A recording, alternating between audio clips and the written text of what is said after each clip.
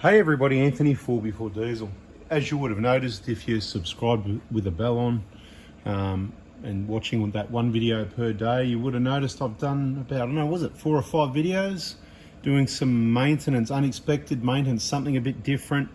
BFE job from hell, I think I called one of the videos, and I was complaining about the hands and all that. And look at it, mate. You know, we've done the working with the gloves on, but I'm going to show you what I was talking about. You know, I was having a bit of a whinge. That's what I'm having a whinge about. You know, everything you touch, that split there, ooh, nasty, and that one there. So everything you touch, you're trying to, you know, right? So gloves, yeah, but your hands dry up, and you know, you need a break every now and then. That's why I'm going to have lots of holidays. So just relax, sit back, watch the videos, listen to the info. First thing I want to warn you of, I made a mistake. So all my best apprentices will have noticed in the video, all those videos, those last 4 or 5 videos, if everything comes out in order, if I don't stuff that up, the mistake that I made, very minor, and of course, as soon as I was putting the new drive belt on, I noticed it. And if you didn't notice it, I'll tell you, it was that I put the pulleys, the top pulley and the second one down on back to front. So it's the big one at the top, the smaller one in the middle, not the other way around.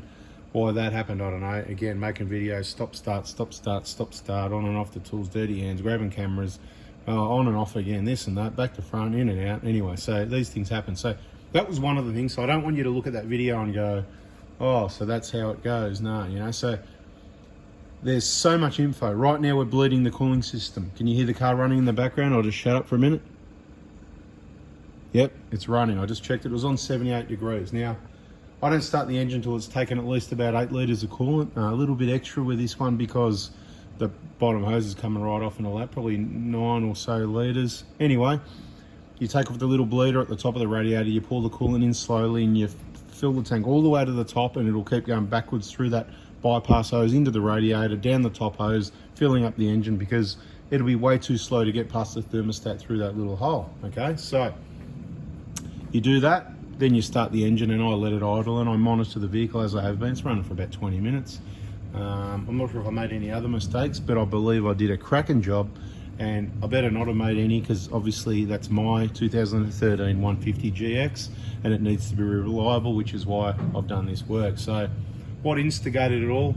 I knew the BFE hadn't been done. I knew the timing belt was done at 303,000 with a genuine belt, and probably that's about it. I wasn't sure if this belt had been replaced or not, because sometimes people go, oh, do the belt. No, yeah, do that belt.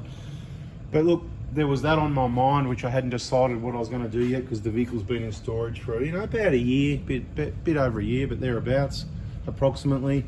And the 2022 150 went sooner than expected. A very wise fellow who saw the ad and watched some videos and put all the pieces together and went, this is a good clean car, gets looked after, it's done highway codes, gets kept in the garage when it's not in use.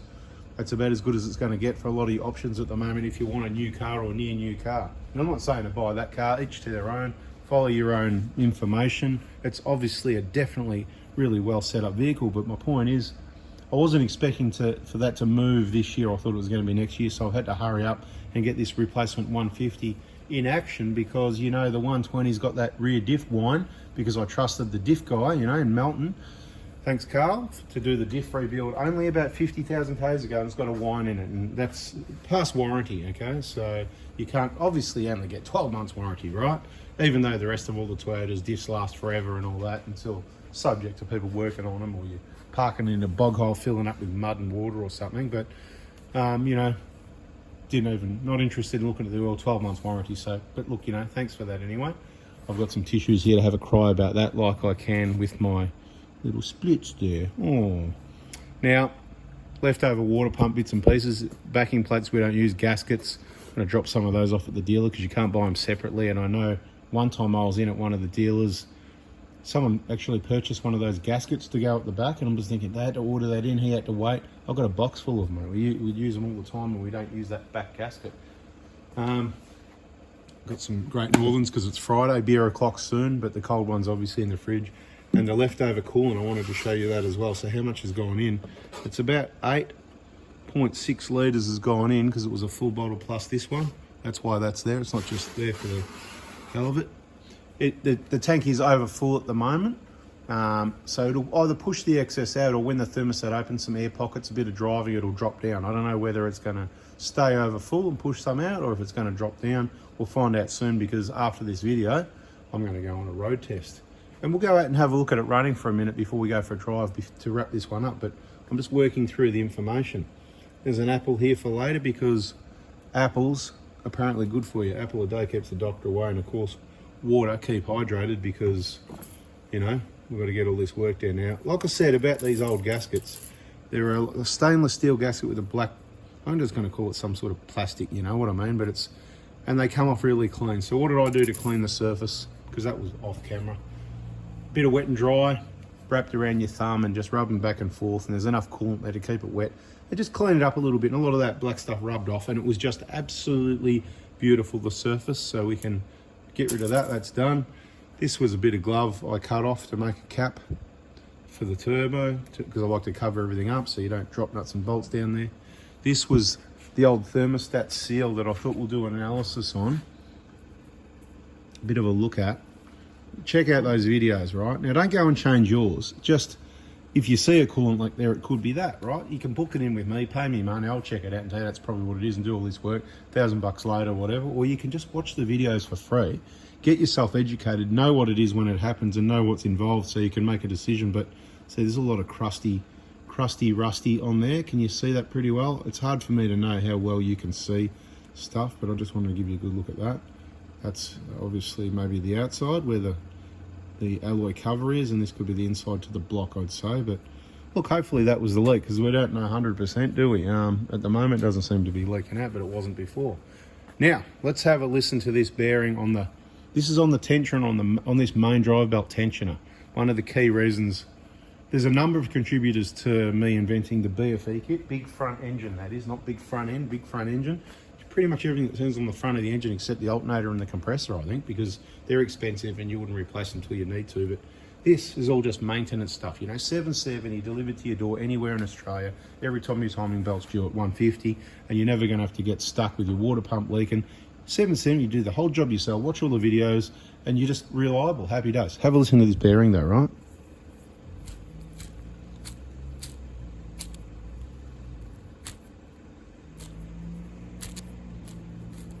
Hard to hear, isn't it? So with that bloody 1KD running, didn't really go to plan.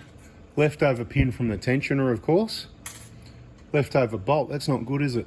There should be only one bolt left over, and that's the one. That's the old one out of the water pump, because the two-piece pump, it comes with a brand new one of these bolts holding it together. So you take that out, you use that one, and you keep this one, put it in your spares box. It's an M6. So that's done, that's done, that's done. What else we got? This one, let's have a spin of this dirty thing, right? Have a listen, see if you can hear this one. Here it's all dry. I can hear it anyway. And it's quite, you know, it's a bit notchy and dry and sloppy, whatever. This one, I wouldn't say it's dry and sloppy, it's just, can you hear that? It's dry. Anyway, that's terrible, right? It's the whole kit you need, not just one or this or that, you know. That's why the kit's good. I get all the components.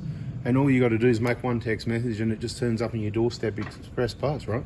Tensioner, never seen a problem with one of these, but I doubt they replaced it if they didn't replace that, right? And I don't think they replaced that, because there's no way that's done 16,000 Ks. This one, bit of dust and that in there. Look, it just gets changed. You're spending all that money, that time, just do it. It's 150K, 130 foot, whatever it is, right? I don't even know. Water pump, same thing, right? It's got a bearing. When it leaks, it'll leak out this little telltale hole here, and it'll make coolant mess everywhere, or this hole here, whatever, right? But that one, it wasn't leaking. We've done it as prevention, and I did decide to do the belt in the end. What made the decision for me was, even though the belt still looks in good, that's what I said, these always look in good condition, 150K, and they look even longer than, the writing's worn off, so I'm kind of going, well, I don't think that was a new belt. It could be stretched. I'm not mucking around checking or anything like that. I don't look at the belt. There's a belt guide on the engine, right, that shows you when you should replace the belt. I don't care. I'm doing it every 150K. It works. That's what we do on everyone's car. It works. That's it. Let's go and have a look at this thing and wrap up this video, hey? And there it is.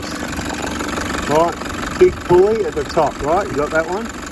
Don't forget to tighten up all your nuts. Well, I'm not going to start doing a safety check with you. You need to make sure it's right. See how it's over full? It has expanded. Quite exciting to see the Scane Gauge 3 in the 150 1KD.